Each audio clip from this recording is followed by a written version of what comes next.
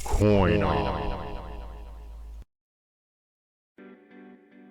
Hey there, YouTube coin community. It's Dustin with CoinOp, and today we are going to take a look at the 1980s with the Lincoln cents, and we are going to take a look at the RPMs, the repunched mint marks that can be found in the 1980s.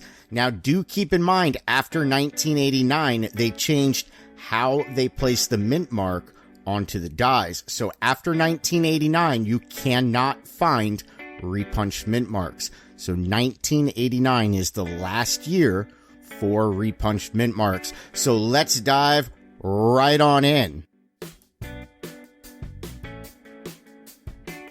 Now, while you are searching the 1980s for repunched mint marks, you are going to notice lots of gas bubbles, or otherwise known as plating blisters.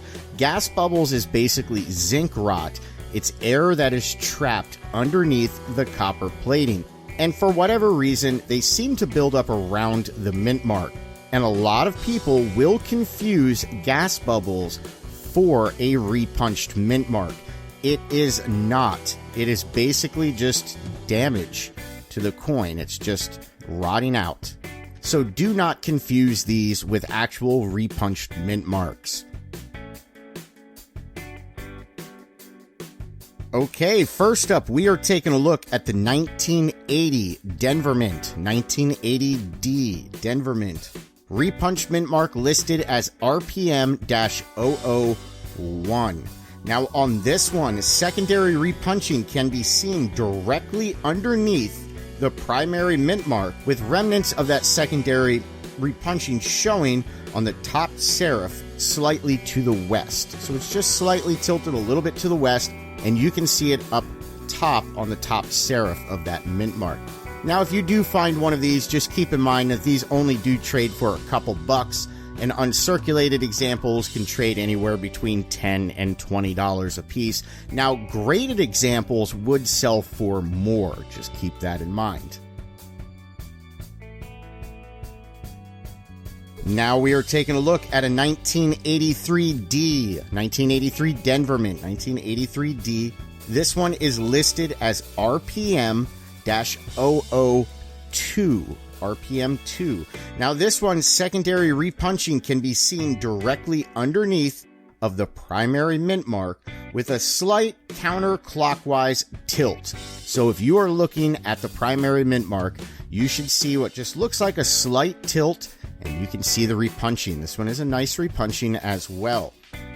Now again, if you do find one of these while coin searching, circulated examples will only trade for a buck or two, and uncirculated examples a few bucks more.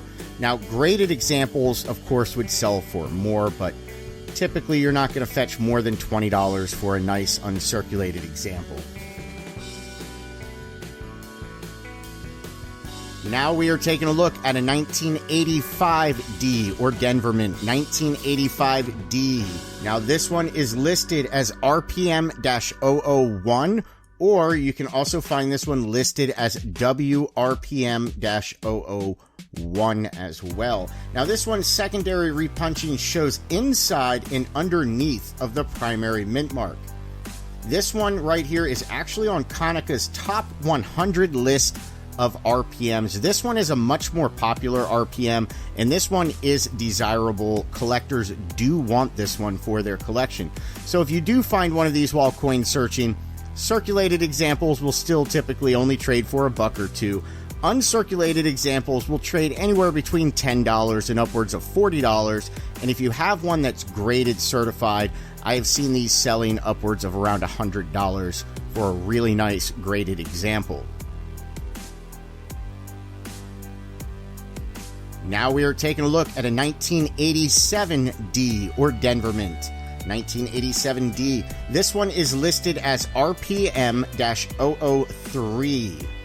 Now on this one, a strong secondary repunching can be seen slightly north of the primary mint mark. So you just want to look a little bit to the north and you should be able to see clear as day a nice strong repunching on this mint mark. Now again, these ones are only going to trade for a couple bucks. in circulated, while uncirculated examples will typically trade between $10 and upwards of $20. And again, if you had one graded certified, it would sell for a little bit more. Now we are taking a look at a 1988D or 1988 Denver Mint, 1988D repunched mint mark. Now this one is listed as RPM-001, and it is also listed in John Wexler's files as WRPM-009. Now on this one, a strong secondary repunching can be seen slightly north of the primary mint mark. I happen to like this one. I think this is actually a very neat repunched mint mark. This is one of my favorites in the 1980 series. Now this one is on John Wexler's best of varieties list. So if you were looking on doubledie.com and you were to find this listing, this one you would find in the best of. Now this one, if you do happen to find one of these, again, circulated examples are only going to trade for a couple bucks. Uncirculated examples, however, they should trade for between $10 to $20. And a nice graded example should trade for a little bit more. Now we are going to take a look at a 1989 Denver Mint, 1989D or Denver Mint, repunched mint mark. This one is listed as RPM-002, or it's also listed as WRPM-004. Now again, this one is on John Wexler's best of files. So if you were on doubledie.com, you would find this one in the best of section. Now on this one, to the east of the primary mint mark, inside the D, you can see remnants of the bar from the secondary mint mark. So if you're looking inside the primary mint mark, you will see a nice bar right there on the inside of remnants that are left over from the secondary repunching. Now again, if you happen to find one of these, circulated examples would only trade for a buck or two, while uncirculated examples, they should trade for between $10 to $20.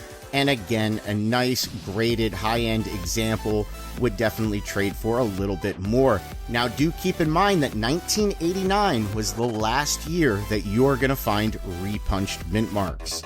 So I do suggest trying to find one for your collection if you do collect repunched mint marks.